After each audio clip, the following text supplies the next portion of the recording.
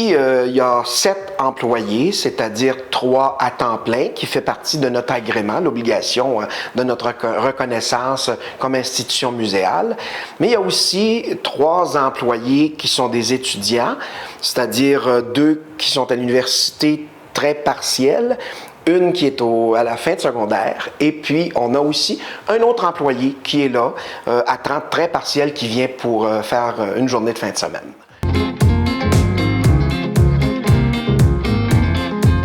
C'est une institution de culture, de patrimoine, mais aussi la pièce où on se trouve, c'est le premier endroit où il y a eu de l'éducation, donc une école.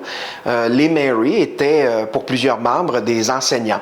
Donc, déjà, on a ça dans l'ADN de notre corporation. Il y a du service à la clientèle, comme guide aussi, c'est-à-dire qu'on travaille donc l'apprentissage à apprendre de l'information, découvrir les scénarios d'animation.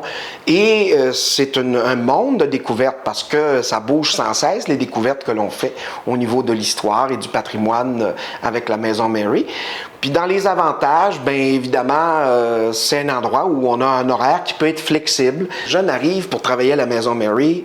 C'est très important de les accompagner parce que pour plusieurs, c'est le premier emploi. Bien sûr, si je prends l'idée de notre jeune fille qui est avec nous du secondaire depuis 2 ans, elle, ben, c'était vraiment son premier travail. Alors au départ, on est allé avec un poste qui était moins exigeant. On ne l'a pas mis tout de suite au comptoir, puis on ne l'a pas mis tout de suite face à des tours guidés, de l'apprentissage. On l'a mis à l'animation, entre autres, animer le coin de rue, être là pour ouvrir des portes, participer à certains de nos événements. On fait la même chose aussi avec un jeune stagiaire du secondaire qui est arrivé il n'y a pas si longtemps. L'important, c'est la formation, de leur donner de la bonne information. Puis souvent, moi, je sais que ça se fasse entre eux, c'est-à-dire les vieux jeunes puis les nouveaux jeunes ensemble pour qu'ils puissent apprendre à travailler en équipe aussi en gardant un œil en supervision là-dessus. L'autre partie que moi je me réserve, c'est de les rencontrer, de voir pour bien adapter l'horaire, de faire le suivi de leurs études aussi, leur demander comment ça se passe, s'ils ont besoin d'avoir moins d'heures, plus d'heures. En fait, un emploi, c'est un milieu de vie. Avant même d'être un emploi, c'est un endroit où on va avoir à travailler avec des gens qui sont de notre âge, des gens qui ne sont pas de notre âge. Apprendre cette relation-là aussi, en comment on travaille avec quelqu'un qui est notre superviseur, qui est là pour nous aider, nous superviser. Dans ce sens-là, moi, j'aime beaucoup suivre les jeunes, mais les entendre parler aussi d'autres choses que le travail. Alors, c'est de voir comment ça se passe chez eux. Alors, moi, je pense que des fois, on est capable de les aider. Puis aussi, moi, je prends le temps de vérifier avec eux où est-ce qu'ils en sont dans leur parcours scolaire. C'était de le questionner, voir est-ce que tu vas seulement terminer tes cours ou si tu vas, ensuite de ça, aller chercher les outils qui vont te manquer. On a des stagiaires qui peuvent se greffer à l'équipe. Souvent, bien sûr, ça a rapport avec le domaine de l'histoire ici. Il pourrait y avoir aussi en archéologie parce que ça fait aussi partie de notre mission. Mais aussi, c'est nouveau avec le secondaire. Maintenant, il arrive qu'on nous demande d'avoir des stagiaires qui viennent en exploration pour voir c'est quoi ce travail-là, qu'est-ce que ça va me prendre comme étude, est-ce que c'est un milieu que j'aime. Puis, évidemment, il y a aussi une autre chose qu'on fait. Nous, on travaille aussi avec les universités du coin.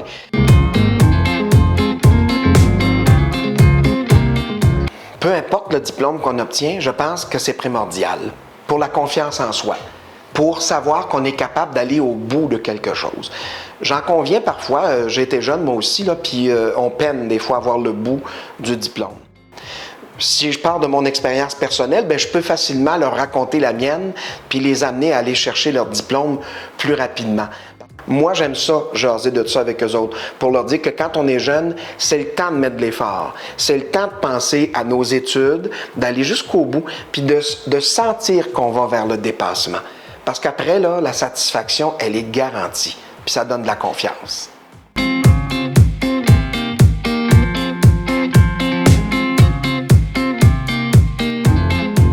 Je pense que c'est même au-delà de ça, c'est pour bien réussir sa carrière, ça va ensemble. Il faut déjà, quand on est aux études, je pense, vouloir voir le but qu'on veut atteindre. Ça, c'est bien important. Mettre du temps. Je le sais, moi aussi, là, j'étais jeune, puis il y a des fois là, où j'ai manqué des cours parce que j'avais pas mis assez de temps de préparation. Être présent. Parce que les notes des autres, ça ne peut pas le faire, évidemment.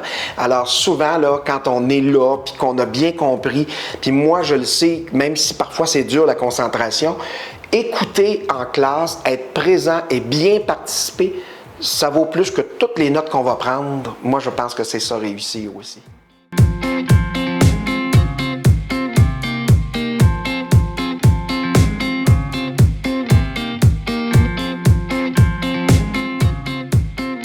Je pense que c'est quelqu'un qui doit être à l'écoute, hein? Et qui a de l'œil aussi. Parce que des fois, c'est pas toujours dans quelque chose qui se dit. Les non-dits sont forts. Un employé qui a l'air de s'emmerder au comptoir ou de pas être bien, ben, ça veut aussi dire quelque chose. Est-ce que le problème vient du travail, vient d'ailleurs? Peu importe. Je pense qu'il faut savoir lire entre les lignes.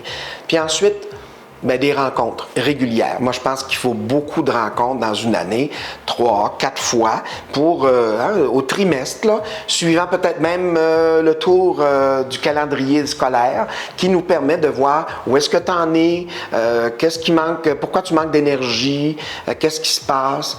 Comment je peux t'aider? Y a-t-il des outils que tu as besoin? Alors moi, je pense que c'est ça, la force d'un employeur engagé.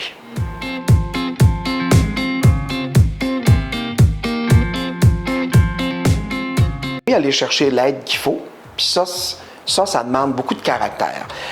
Parce que plus tard dans le travail, ça va te servir aussi. Je comprends pas une question, je pose des questions. Je comprends pas une affaire, je demande aux gens de m'accompagner. Puis c'est souvent là la clé, je pense, parce que si on s'arrête, c'était peut-être juste une petite partie qui arrivait, là, qu'on frappait. Je le sais, là, dans les études, puis dans le travail, c'est la même chose.